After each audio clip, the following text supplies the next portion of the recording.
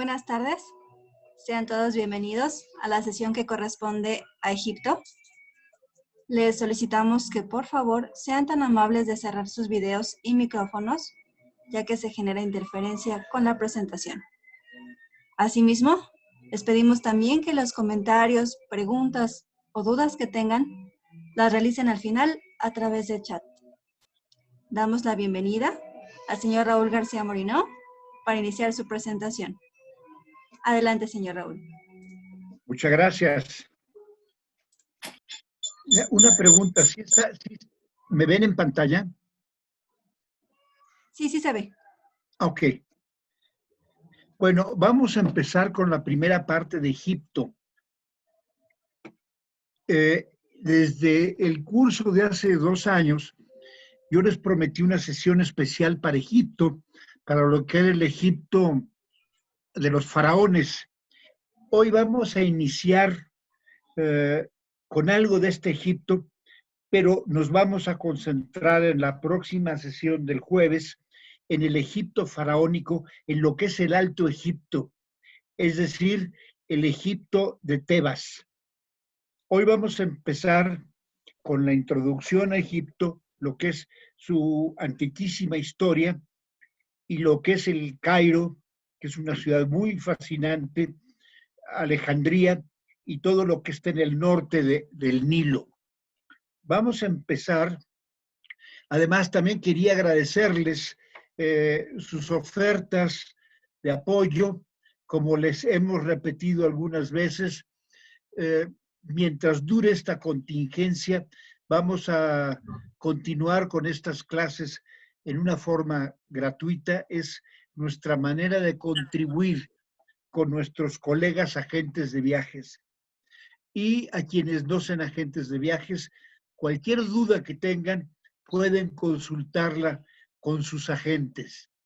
Y los agentes, cualquier pregunta que tuvieran, pueden consultar con nosotros. Estamos a sus órdenes. ¿Está usted silenciado? Vamos a comenzar con esta tremenda historia de Egipto.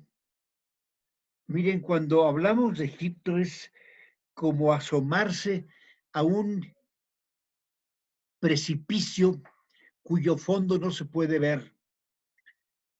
Es un vértigo lo que se siente, quizá más que cuando hablamos de Mesopotamia, de China. Egipto tiene esa cualidad de arrojarnos hasta los precipicios más profundos de la historia humana.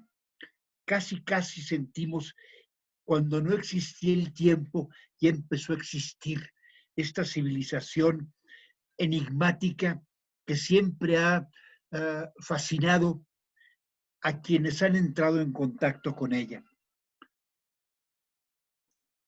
Egipto está dividido en 2 partes. El Bajo Egipto, es decir, siguiendo el Nilo, conforme va bajando el Nilo y se va acercando a su desembocadura en el Mediterráneo, se le llama el Bajo Egipto, que es donde está Memphis, Giza, el Cairo, el actual Cairo, y está el delta del Nilo.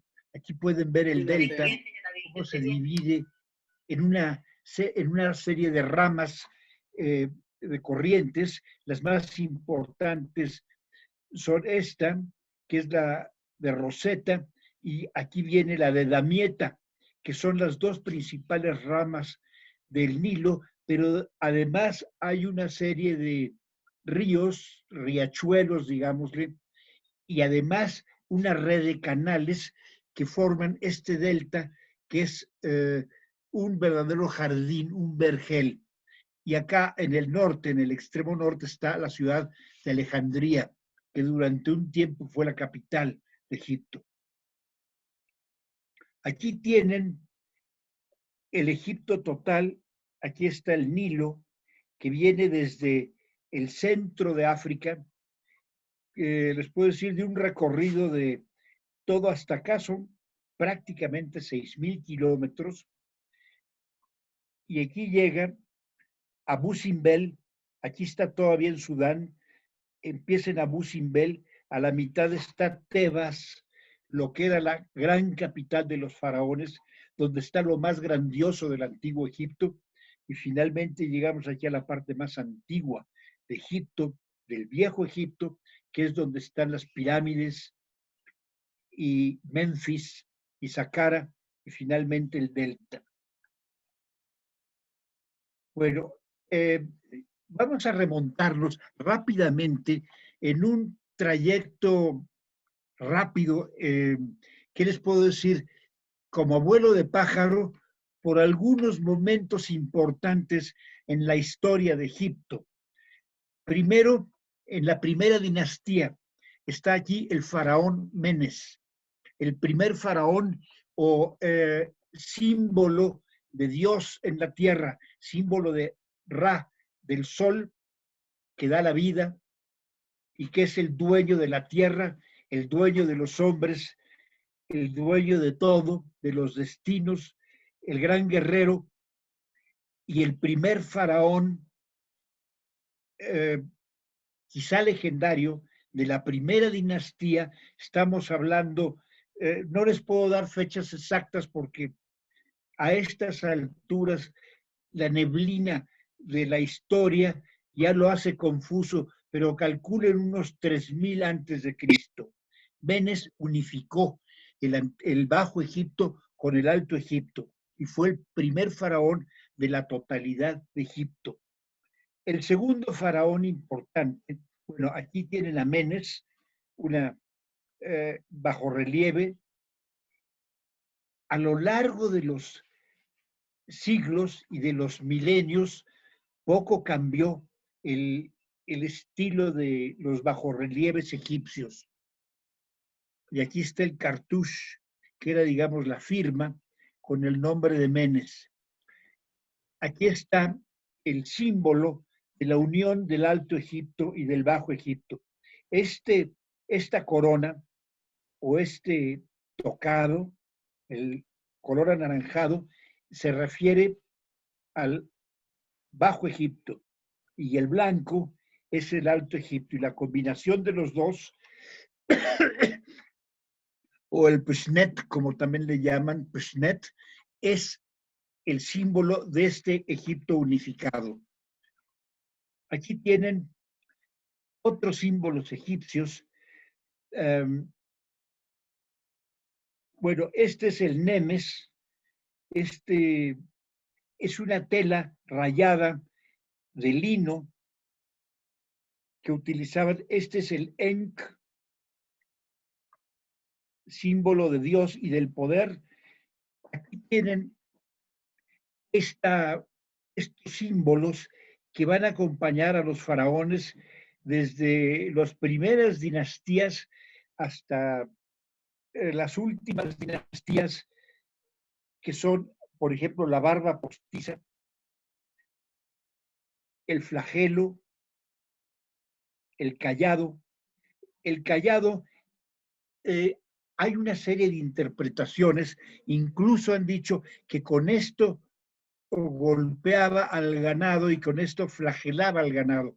No, son símbolos de poder, pero más que nada el cayado es porque el faraón era una especie del pastor de su rebaño, que era su pueblo. Y este es el flagelo, que simplemente le servía, sí, para golpear a los animales, pero no para lastimarlos. Curiosamente, el pueblo egipcio fue un adorador de los animales y siempre lo respetó. Aquí tienen la cobra, el ureus, que no es sí es un animal peligroso, y Egipto lo sabe, y es un animal sagrado para el faraón, es el protector del faraón. Y siempre que hay una deidad o un faraón, aparece el ureus como un símbolo protector. Y bueno, tiene una serie de adornos. Miren, aquí está con explicación la diosa buitre, el ureo, que es el dios cobra, el cetro, que es el cayado, el otro cetro, que es el flagelo, la barba postiza y el tocado o nemes.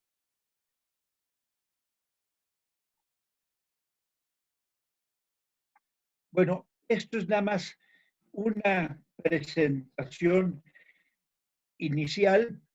No vamos a hacer la presentación de cada uno. Es el panteón egipcio, los dioses del antiguo Egipto. Ya después, en la próxima sesión, haremos una presentación más respetuosa de ellos y les daremos a cada quien su lugar, como lo merecen, pero es nada más para que vean todo este politeísmo que le dio tanta riqueza a la mitología egipcia y que hasta la fecha todavía hay símbolos que siguen prevaleciendo en nuestras culturas. Bueno, aquí está el ureus. Vean qué belleza de cobra.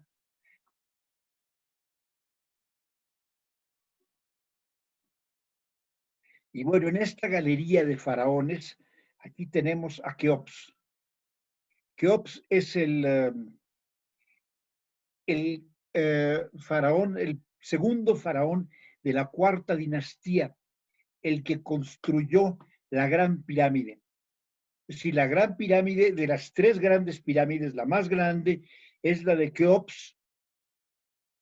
Este es el faraón. Ahorita les voy a pasar algunos de los faraones más célebres que a lo largo de la historia de Egipto, de los faraones y algunos de los gobernantes que han sido célebres en esta tremenda historia que se prolonga por casi 50 siglos, o 50 siglos desde Menes. Bueno, aquí tenemos a Keops, la cuarta dinastía, allá por el 2600 antes de Cristo. Perdón. Este es Kefren, el hijo de Keops.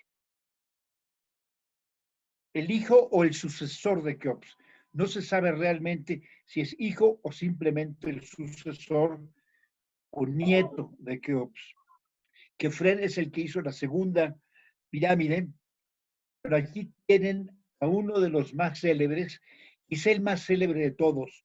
Murió a los 18 años y su tumba ha sido la tumba más rica que se ha encontrado.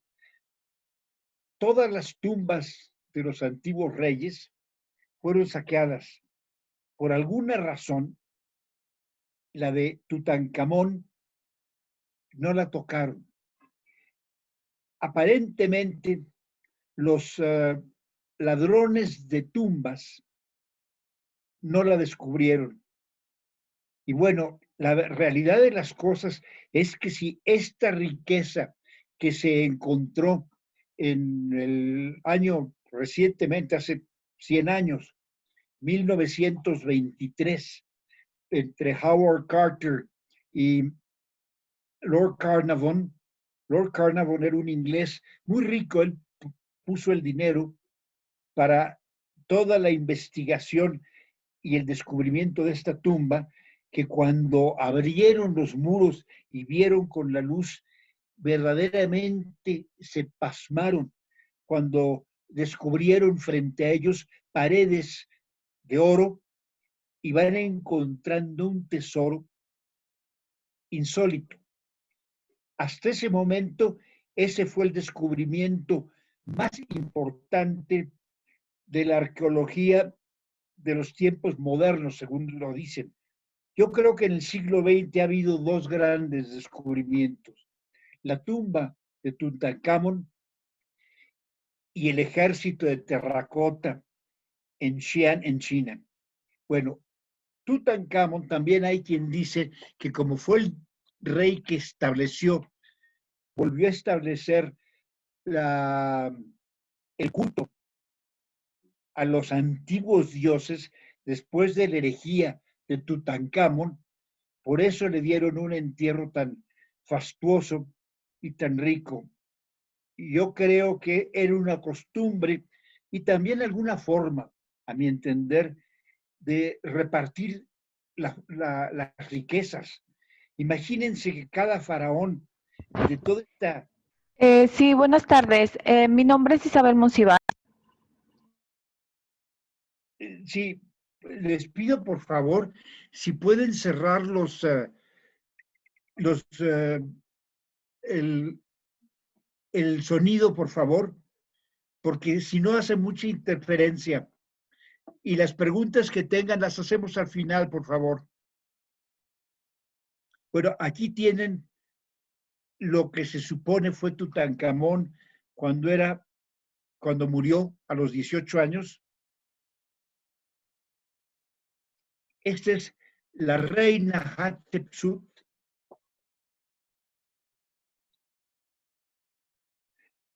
la gran reina de Egipto, que fue una gran mujer, una gran faraonesa, dura como ella sola, y fue continuada por su... Aquí hay una pregunta, si fue realmente su hijastro o su esposo. Entre los egipcios, todo lo que es el incesto era muy normal. Se casaban padres con hijas o entre hermanos, era muy común. Entonces, se cree que Amenófister, Tutmosis III, que fue uno de los más grandes faraones del antiguo Egipto, fue o bien el yerno de Hatshepsut o una especie de consorte. El caso es que Tutmosis fue el que sucedió a esta reina y curiosamente él trató de borrar todos los restos de Hatshepsut y jeroglíficos que la mencionaban para borrar esa gran fama que la reina tenía. Aquí tienen un relieve de Tutmosis en la conquista, en la batalla contra el reino de Mitanni, que fue uno de los grandes rivales, de los pocos grandes rivales que tuvo Egipto entre los pueblos vecinos. El reino de Mitanni se encontraba en la actual Turquía y este es Akenatón y Nefertiti. Se dice que Nefertiti era hija de gente de reyes, precisamente de Mitanni. Ella no era egipcia. Y este es Akenatón o Amenofis IV. Akenatón era un rey del que se comenta que tenía una seguridad en sí mismo como ninguno. Todos los demás faraones se mandaban a arreglar. Si cuando se retrataban, casi todos se ven iguales, excepto Akenatón. Él era feo, se representaba feo y no le importaba que lo retrataran cual era. Y esta es la maravillosa Nefertiti que se encuentra actualmente en el Museo Nuevo de Berlín, que Egipto la ha reclamado y muy claramente lo ha comentado el gobierno de Alemania, para nada, esa no se devuelve. Bueno, otro de los grandes emperadores, de los grandes faraones, quizá el más grande de todos, junto con Tutmosis, es Ramsés II. Gobernó más de 80 años y vean su momia, todavía con cabello y en un estado extraordinario de conservación. Esta es la momia de Ramsés II, el que construyó más templos, más palacios en el antiguo Egipto. Después tenemos ya cuando llega la época de la conquista de los griegos, llegan los invasores, primero asirios, después persas y finalmente los griegos, es decir, los macedonios, con Alejandro Magno, que se considera el primero de los reyes griegos del antiguo Egipto, y ella es la última de las reinas egipcias, griegas, que es Cleopatra. Y él es el primero de los emperadores romanos de Egipto, que es Octavio César, o Augusto César. Y él es Justiniano. Cuando cae el Imperio Romano de Occidente, el Imperio Romano se vuelve el Imperio Bizantino, y Bizancio se ocupa, toma Egipto, y él es uno de los primeros emperadores bizantinos del antiguo Egipto. Y esto se pierde con los fatimitas, cuyo origen era de, bueno, él originalmente nació en Irak, es Saladino, allá por el siglo XII, en plenas cruzadas. Saladino, él gobernó ya desde el Cairo, él fue el primero de los grandes reyes musulmanes en el Cairo, y él fue un hombre que inclusive sus enemigos lo respetaron. Fue un gran líder, un gran héroe, y hasta la fecha él es considerado como una de las figuras más importantes en la historia, tanto de las cruzadas del cercano oriente como de Egipto. Él unificó Siria con Egipto, pero además es admirado también hasta por sus enemigos, porque era un hombre de una generosidad y de un código de honor, de una galanura. Nunca abusó de su poder. Saladino el Grande. Aquí tienen un grabado de Saladino realizado precisamente por Gustavo Doré. Y bueno, él es Mohammed Ali. Él era de origen otomano. Él nació en lo que actualmente es Bulgaria, y él fue mandado por el Imperio Otomano como un gobernador egipcio, pero de pronto él se declaró independiente, se alejó de los otomanos, y él empezó a gobernar como un sultán de Egipto. Él decía que él era el padre de la independencia de Egipto, pero no dejaba de ser un extranjero. De los 2000 y pico de años que Egipto vivió bajo el yugo extranjero, desde los persas precisamente hasta los otomanos, él quiso pasar a la historia como el libertador. Bueno, ya dentro del Egipto libre, a principios del siglo pasado, este es muy famoso, el rey Farouk, precisamente por lo corrupto, por los excesos que llevó en su vida. Fue un hombre despreciable que, imitando a su abuelo, quiso beberse al hilo 2 botellas de champán, ya cuando estaba desterrado en Roma, y después de tomarse la segunda botella, cayó en la mesa y murió en el hospital en la ciudad de Roma. Farouk es como el sinónimo, la representación de todos los excesos, de todas las liviandades que pueda presentar el poder y la inmensa fortuna que él tenía. Su único privilegio, su único atributo noble fue precisamente su hermana. Aquí la tienen en medio. Se la comparó con Vivian Leigh y con Hedy Lamarr. Y ella fue la esposa, como lo vimos hace 2 semanas, del Shah de Persia, de Irán.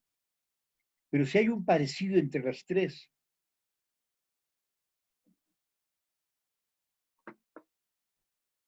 Y bueno, entrando ya al siglo XX, la figura más importante, el líder más carismático que ha tenido Egipto, precisamente Gamal Abdel Nasser, el creador de la República Árabe Unida.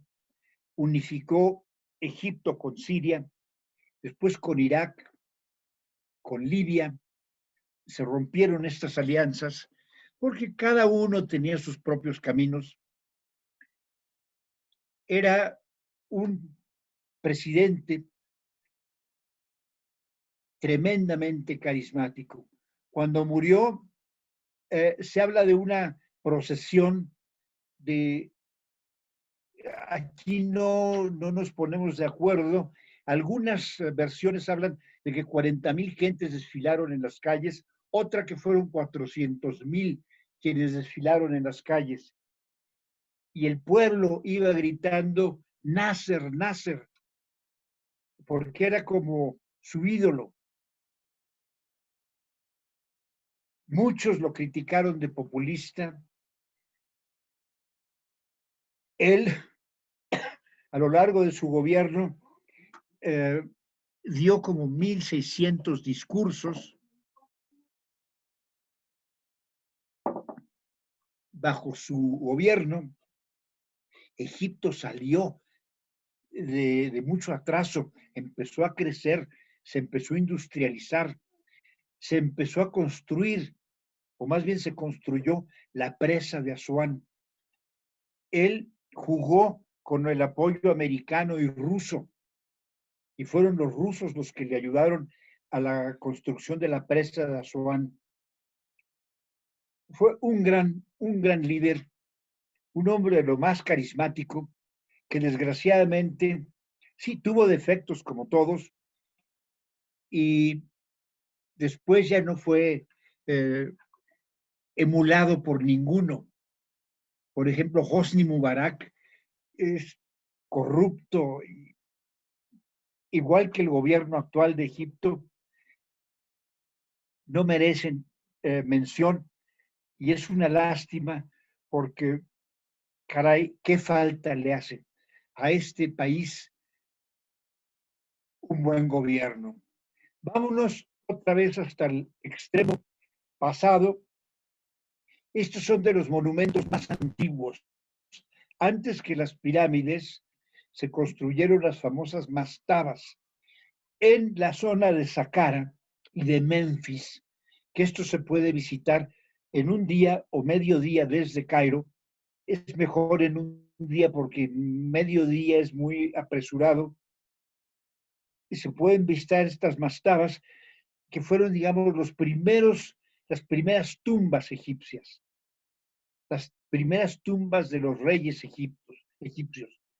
Y aquí tienen la pirámide escalonada de Saqqara, que se inicia con una mastaba, después le van añadiendo pisos,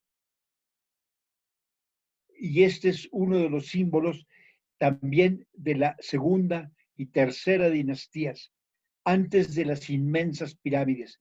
Aquí tienen un friso con las serpientes, con los ureus, que son antiquísimos, es un símbolo muy antiguo de la nación egipcia. Haciendo un paréntesis, en una feria que organizamos hace muchos años en Chihuahua, una feria de la Cámara de Comercio, una feria comercial para que todos los comerciantes y todos los productores de quesos, de diferentes cosas de Chihuahua, exhibieran sus productos, había ropa, había de todo. Y se coló un expositor egipcio que puso un puesto lleno de chácharas egipcias. Era impresionante ver las colas que hacían para comprar las serpientes, los escarabajos, todas las anks, los amuletos, todo elegir, pero había colas, era algo impresionante. Al siguiente año volvió a presentarse y al otro año ya no le permitieron. Bueno, aquí tienen todo el conjunto de Saqqara, la pirámide escalonada, y bueno, nos vamos con las pirámides. Les debo confesar algo. Desde la primera vez que llegué a Egipto, yo tenía 18 años, 19 años, 18 años, entramos, no teníamos planeado visitar Egipto, pero la gente se hartó de India y cortamos el viaje a India y le pusimos una extensión a Egipto que arreglamos en ruta y llegamos y visitamos únicamente el Cairo y las pirámides. Cuando íbamos en el camión por la carretera que va hacia Giza, que es donde están estas pirámides, de repente las vimos a lo lejos y el guía, un guía espléndido que nos tocó, cuyo nombre no se me ha olvidado, Ismael de Alejandría, con ese nombre a quién se le va a olvidar, de repente dice muy solemne, miren enfrente. Todo el mundo voltea enfrente y no ve nada. Y dice, más abajo, ahí están las pirámides. Y una señora que iba a decir, bueno, pero esas no son las grandes pirámides, ¿verdad? No, pues sí eran. Entonces fue así como anticlimático. Las pirámides, curiosamente, no causan el impacto hasta que uno está al pie de ellas. Algo tienen que no llega la gente y se quedan viéndolas y hay muchos que dicen, bueno, por fin, ay, al fin las veo, ¿no? Había soñado con ellas desde niño, pero donde realmente se siente esa sacudida ante la dimensión pasmosa, ciclópea de estos monumentos es cuando está uno al pie de ellas.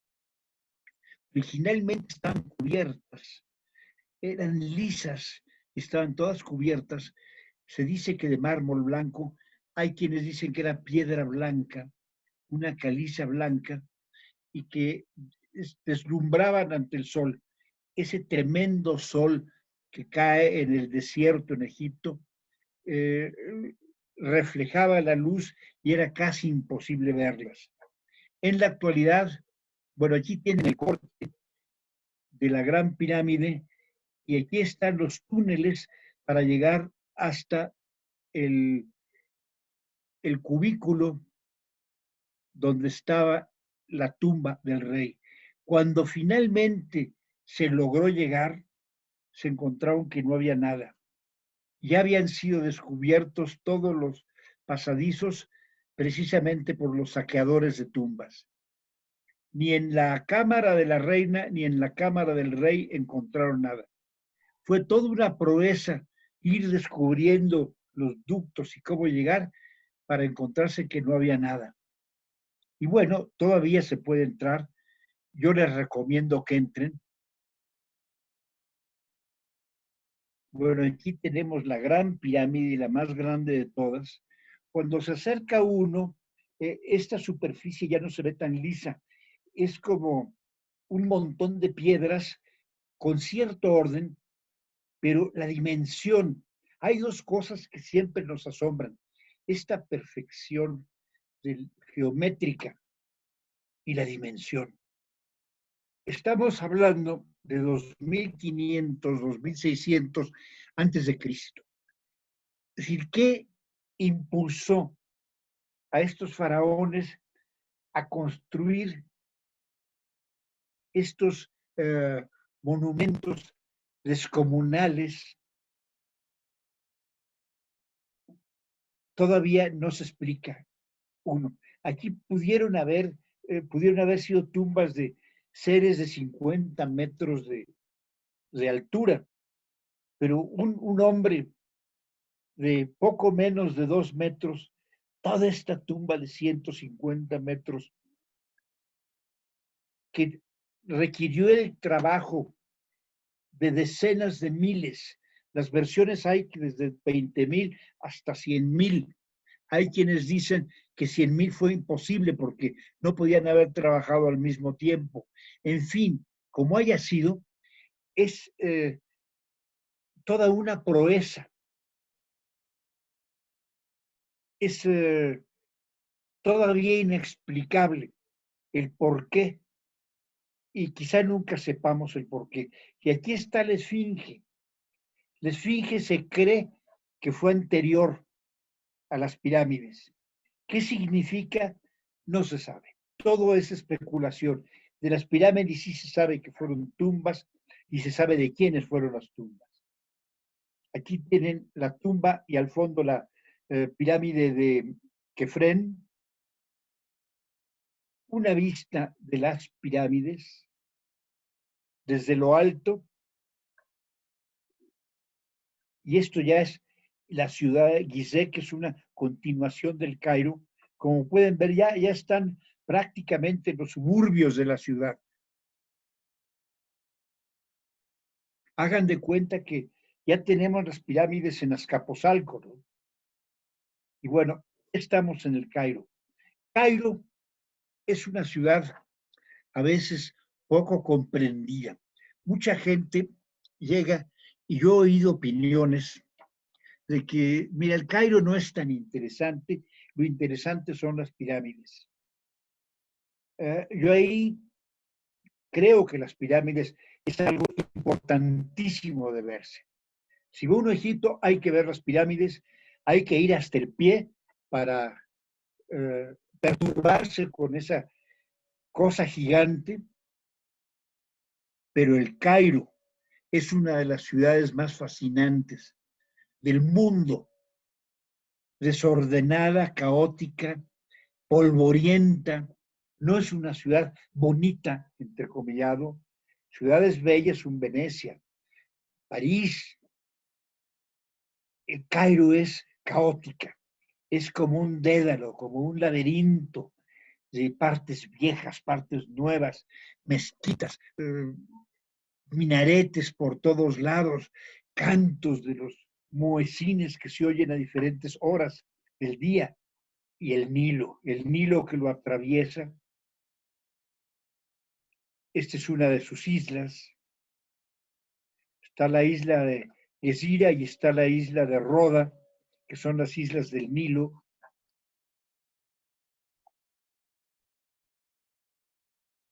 Y bueno, es, a mi gusto, una de las grandes ciudades del mundo y vale la pena dedicarle tiempo. Yo le dedicaría por lo menos 2 días si estamos cortos y caminarla, callejonearla, perderse en sus rincones, en su gran bazar, que es verdaderamente meterse a un mundo de cuento de hadas. Aquí está la gran mezquita, a mi gusto, la más bella, la mezquita de Hassan, la más imponente, y esta es la ciudadela, la mezquita de Muhammad Ali. Estas son los minaretes de la mezquita de Muhammad Ali. Perdón, esta es una repetición, la puse porque aquí se ve más íntimo los callejones del viejo Cairo. Bueno, del viejo entrecomillado, porque hay una zona de Cairo que se llama Cairo el Viejo, que es donde están las iglesias coptas, que es todavía más antiguo que esto. Y bueno, aquí tienen el patio de la mezquita de Hassan, el sultán Hassan, que es impresionante. Es una mezquita madrasa. Madrasa quiere decir una escuela religiosa, una escuela coránica.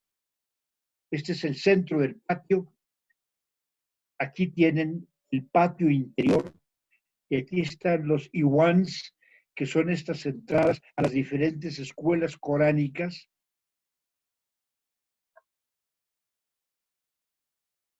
Aquí tienen el mirab.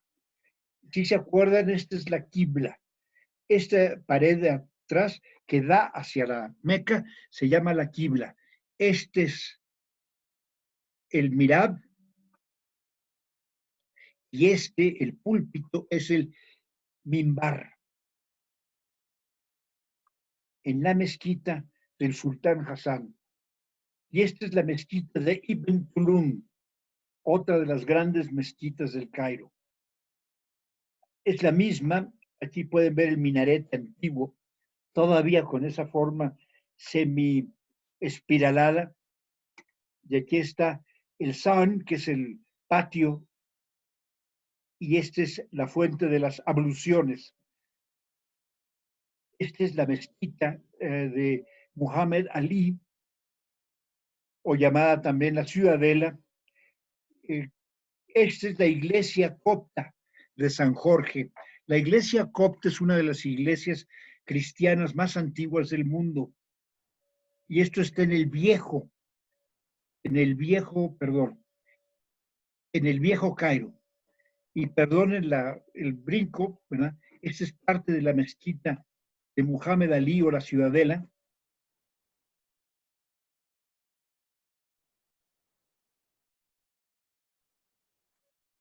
Esta es la escalera para el minbar, es decir, el púlpito. Hacia acá está el mihrab. Esta mezquita es un poco oropelesca, pero hay que verla. Esta es la iglesia copta que les había mostrado. Y aquí tienen las cúpulas de todo lo que es la ciudadela, las lámparas que adornan la ciudadela. Aquí está la escalinata que vimos hace un momento para llegar al púlpito. Aquí tiene la escalinata, el mihrab, que es donde apunta hacia la Meca, y esta es la mezquita de Al-Nasir, mucho más sobria, parece una fortaleza. Este es el mihrab del Al-Nasir y el minbar, el minarete, el patio central.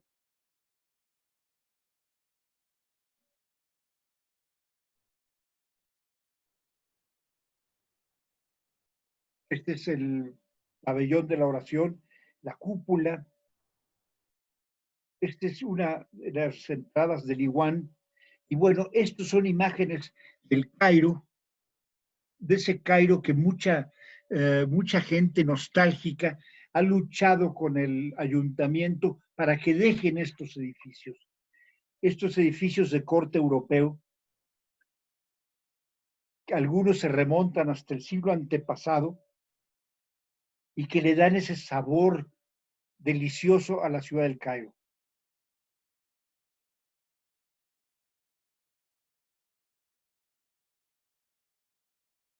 Les repito, es una ciudad desordenada, frenética. Habemos gente que estas ciudades nos embelezan. Vean estas calles. Y se va topando uno, eso pasa con el Cairo. Tiene esa cualidad que también tiene en su debida proporción Roma. Roma se callejonea y es un viaje al descubrimiento de rincones inesperados. Lo mismo el Cairo. Y bueno, aquí tenemos el Khan el-Khalili, el gran bazar, que es indispensable meterse, aunque no compre nada, por lo menos a tomar café o té. Es enorme, es toda una ciudad dentro de una ciudad llena de chacharerías que a los mexicanos no les gustan, pero pues simplemente como un experimento sociológico. Ven esto. Es muy importante llevar un plano y bueno, estar decididos a perderse, ¿eh? Porque es muy difícil ir en grupo. Hay gente que se detiene en estos puestos, hay gente que se detuvo en el anterior, hay gente que se metió por esta callecita o se metió a la perfumería que está acá atrás, a las tiendas de telas, y bueno, damos un brinco, esto no es Cairo, llegamos a Alejandría. Alejandría, que fue la capital de Egipto, ya a partir de la época romana, bueno, de hecho, antes de los romanos. Alejandría fue capital de Egipto en el tiempo de los griegos. Los Ptolomeos es decir, todos los descendientes del imperio de Alejandro Magno ya gobernaron en Alejandría. En su tiempo, Alejandría fue la ciudad más importante del Mediterráneo y rivalizaba con Roma. Era la ciudad políglota, la ciudad donde convergían todas las razas, todas las lenguas, todos los conocimientos, en torno a la biblioteca más extraordinaria del mundo antiguo, la Biblioteca de Alejandría. Esta se llama la Corniche, es una de las avenidas principales de Alejandría. Hay playas, aquí no es precisamente una de las playas, ¿qué les puedo decir? Uno no va a las playas en Egipto. Entonces, esto se los digo siempre. Pero es que si queremos playas, nos sale más barato aquí en México irnos a Acapulco, a Cancún, a Ixtapa, y les vamos a encontrar más bonitas. Aunque este color del Mediterráneo que tiene Alejandría es una magia, no importa, las playas son mejores aquí en México. Alejandría tiene también esa cualidad que tiene el Cairo. Es una ciudad caótica, revuelta toda, es un desorden fascinante para perderse en él. Ir a probar los puestos callejeros, no le tengan miedo. Hay algunos fritangas callejeras que son extraordinarias. Yo he probado cosas en el Cairo y en Alejandría, no sé de qué están hechas, ¿verdad? Pero nada más el olor cuando las está uno viendo cómo las preparan, con esa habilidad que tienen todos los cocineros callejeros del mundo, porque en China, en México, los tenemos y son verdaderos maestros en cómo preparan uh, pues, los bocadillos a una velocidad y despidiendo ese olor que está uno como espectador con el agua derritiéndose en la boca. Bueno, esto es actualmente lo que es la Biblioteca de Alejandría. Es la nueva Biblioteca de Alejandría. Mire, la vieja biblioteca, la gran Biblioteca de Alejandría, que fue, ¿qué les puedo decir? Quizá la biblioteca más, bueno, no quizá, la biblioteca más famosa de toda la historia. Le han atribuido que tenía 1 millón de papiros, 1 millón de textos. No se sabe, la verdad es que todas son especulaciones, pero fue una biblioteca que contenía obras. Por ejemplo, se sabe que había las 90 tragedias de Sófocles, de las cuales actualmente quedan 7. Las 90 las tenía la Biblioteca de Alejandría, se dice, ¿no? No hay forma de comprobar todo esto. En la Biblioteca de Alejandría, que había un centro de estudios, era una biblioteca universitaria, donde había cátedras, estaban, por ejemplo, Aristarco de Samos, Eratóstenes de Alejandría, que eran los grandes maestros que ya sabían, ya habían medido la circunferencia terrestre, mucho antes de Galileo. Vamos, estamos hablando 1500 años antes de Copérnico, ya conocían el radio de la Tierra y la circunferencia de la Tierra y la distancia de la Tierra al Sol. Vamos, había un avance científico pues extraordinario. Era el depositario, la biblioteca, de toda la sabiduría del mundo antiguo, del mundo griego y del mundo egipcio. Se sabe que había textos de medicina y en esto los egipcios fueron grandes maestros. La medicina egipcia fue una de sus disciplinas más adelantadas. Incluso muchos romanos preferían asistir con un médico egipcio que con un médico romano, porque eran muchísimo más avanzados. Se ve que el conocimiento de la anatomía a través de embalsamar y de todo lo que es el embalsamamiento de los cadáveres, les había dado conocimientos inverosímiles para la época. Operaciones de ojos, por ejemplo, las conocían perfectamente, tenían instrumentos para quitar las cataratas. Bueno, regresando a la Biblioteca de Alejandría. Esta gran biblioteca se ha dicho que fue destruida por Teodosio el Grande, concretamente por San Cirilo, el obispo de Alejandría, allá por el año 400 de nuestra era, alrededor del 400-415, y esto se añade al martirio de Hipatia. En ese momento, Hipatia era la directora de la Biblioteca de Alejandría. Hipatia era una mujer de ciencia, inteligente, brillante, bella, porque se dice que era muy bella, y sumamente culta.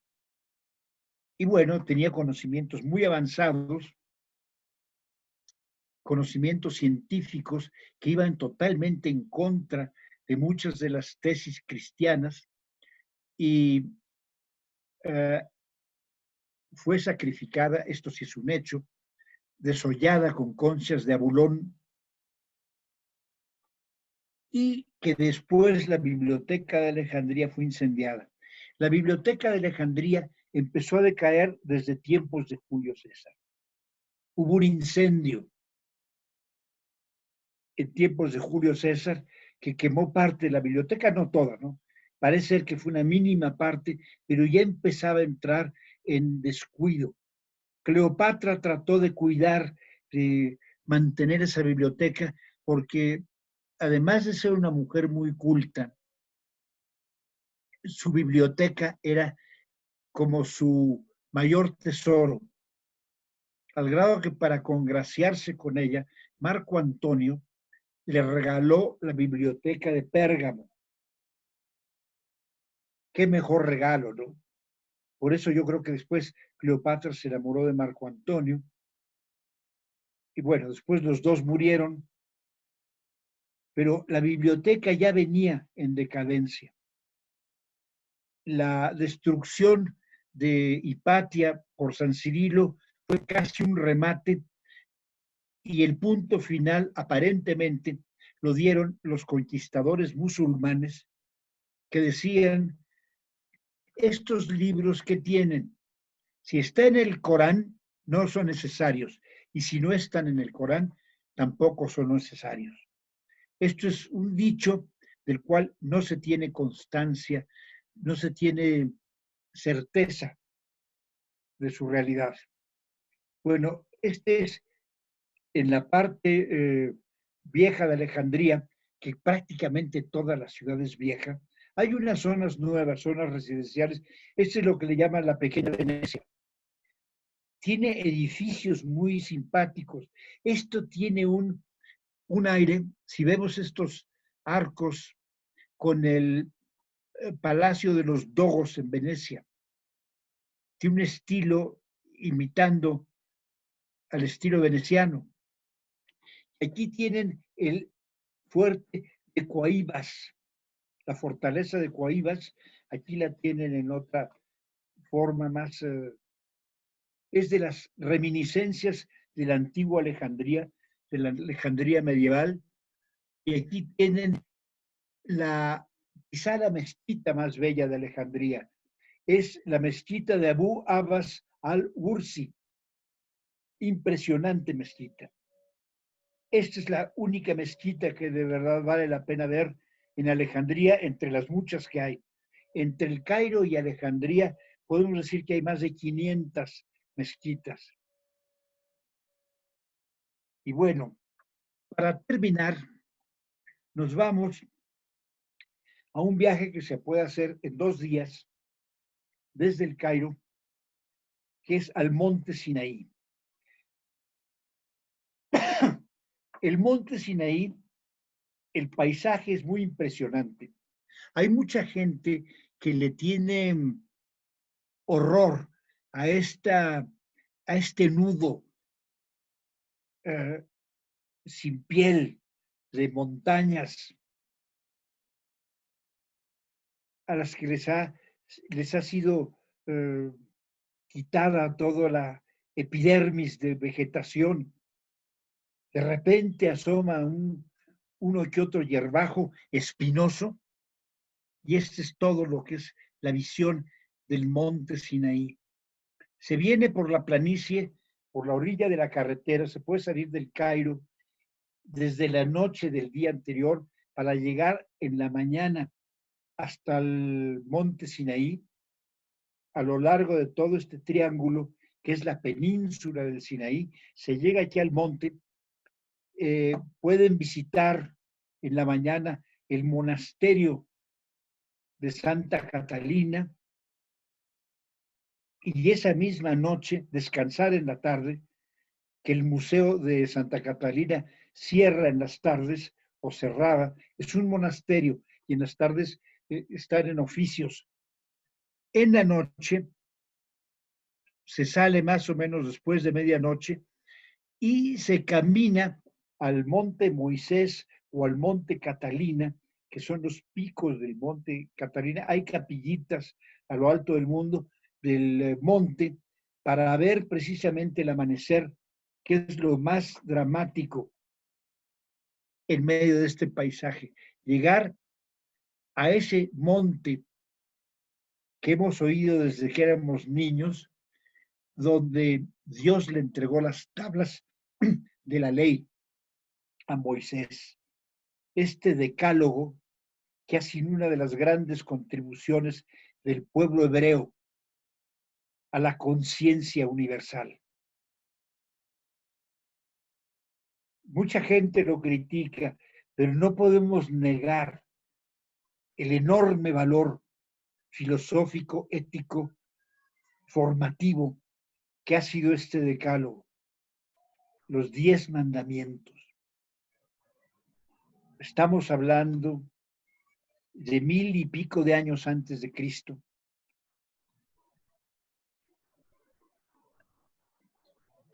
Tienen otra vista.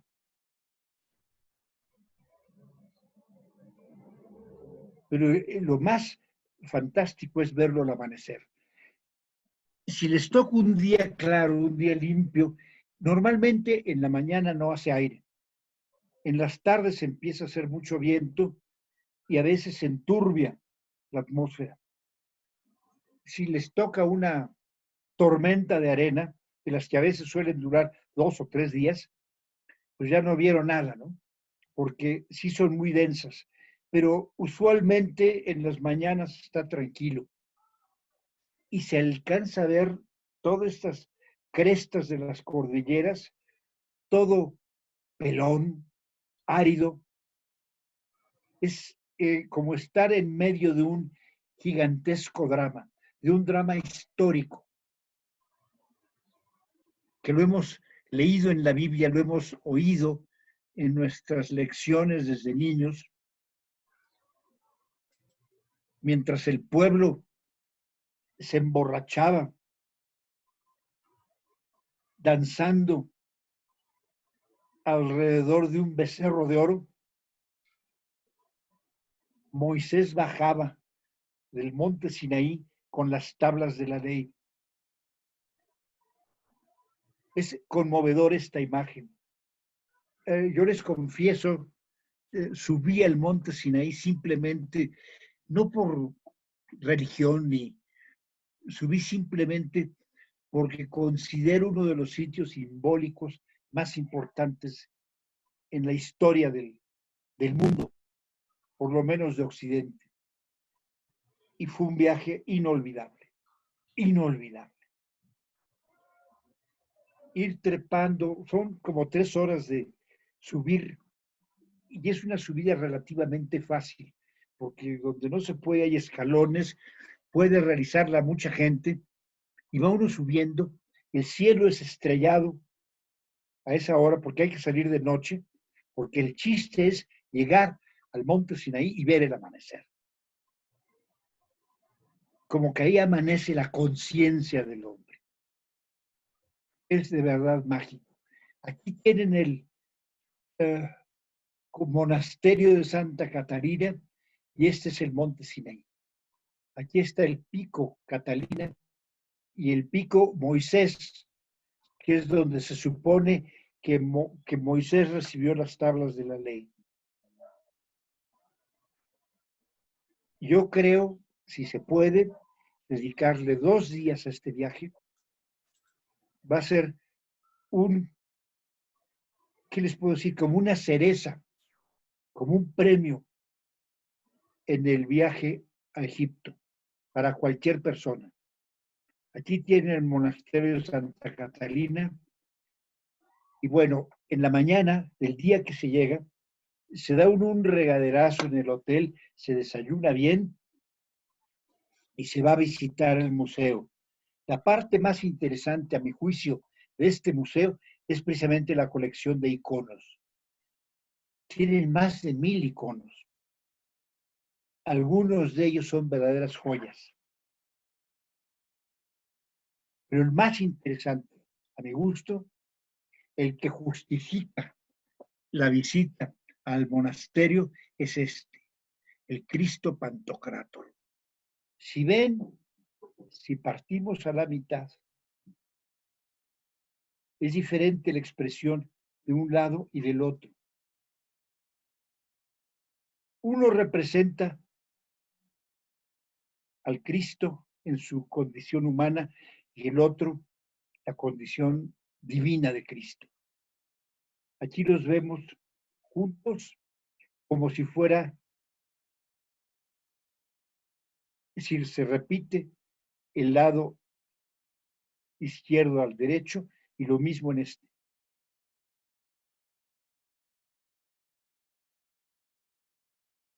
Hay quienes dicen que este es el lado divino de Cristo y que este es el lado humano.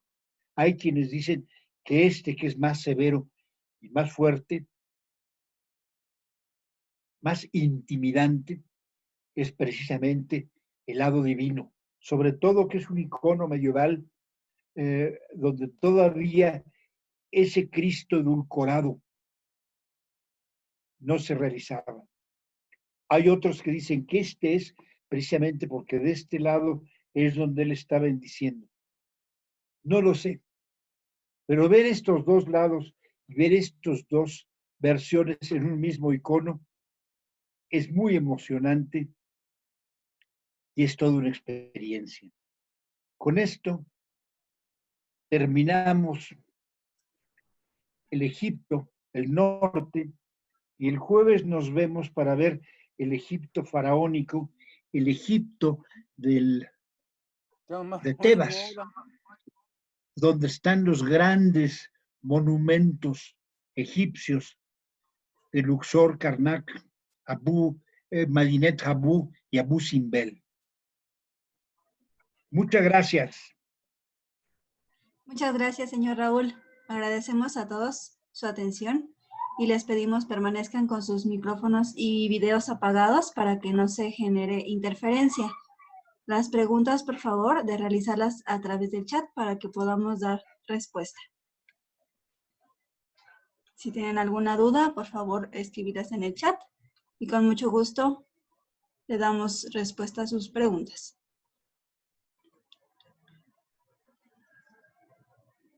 Pregunta, ¿cómo se llega del Cairo al monte Sinaí, señor Raúl?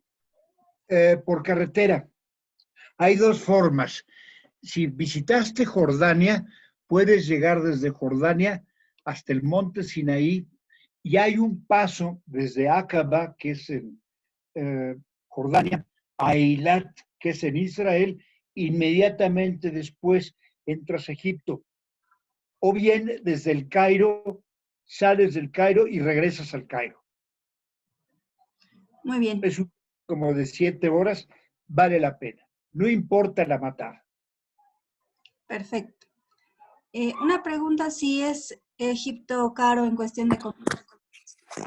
No, la verdad es que es bastante más barato de lo que suelen ser los países del Medio Oriente.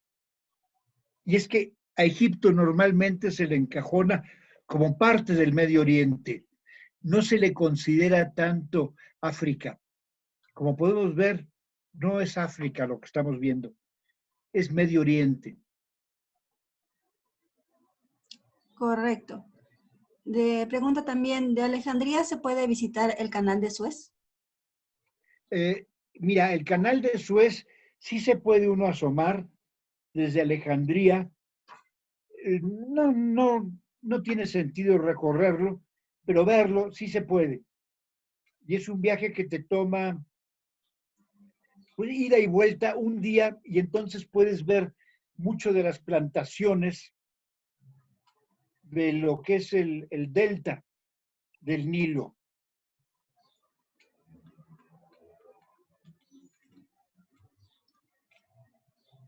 Muy bien.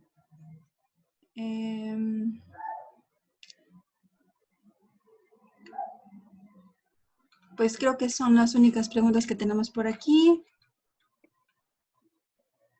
Si se requiere condición física para subir al monte Sinaí.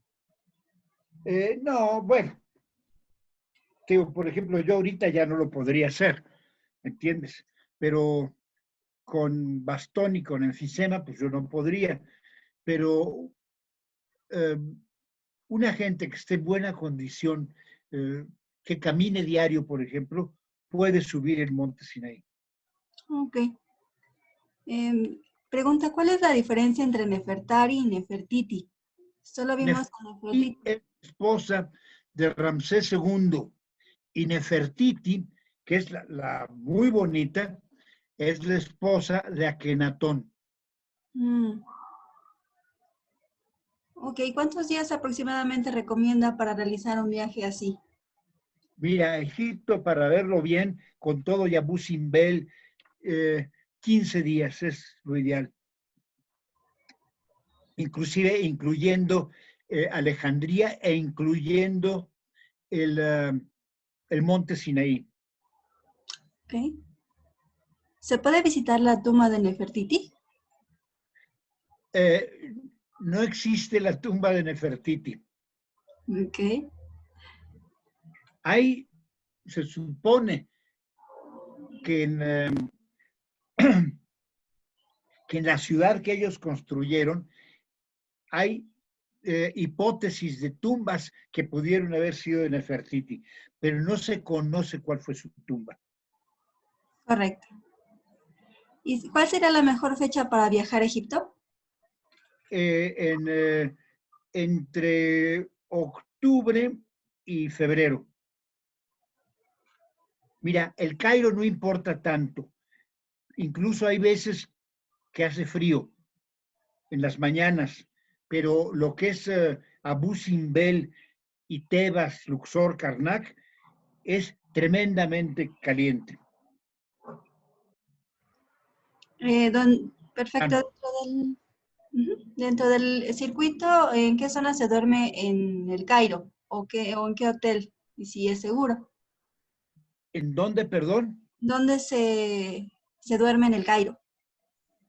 ¿O en qué hotel? Bueno, pues hay hoteles de superlujo, ¿eh? Hay Four Seasons en el Cairo. Correcto.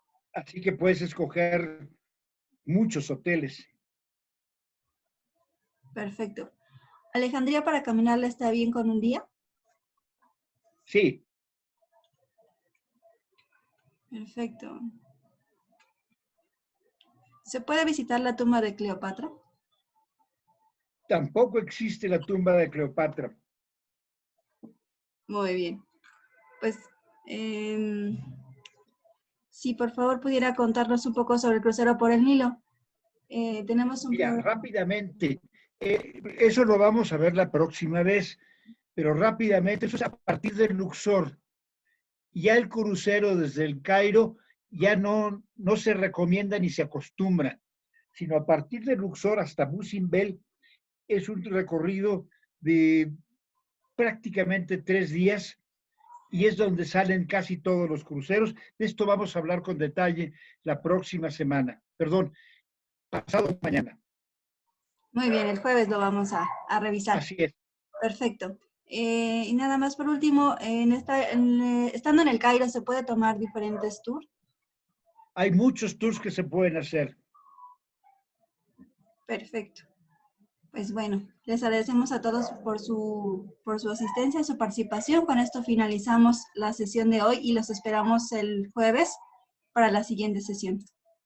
Muchas gracias. Felicidades, nos vemos.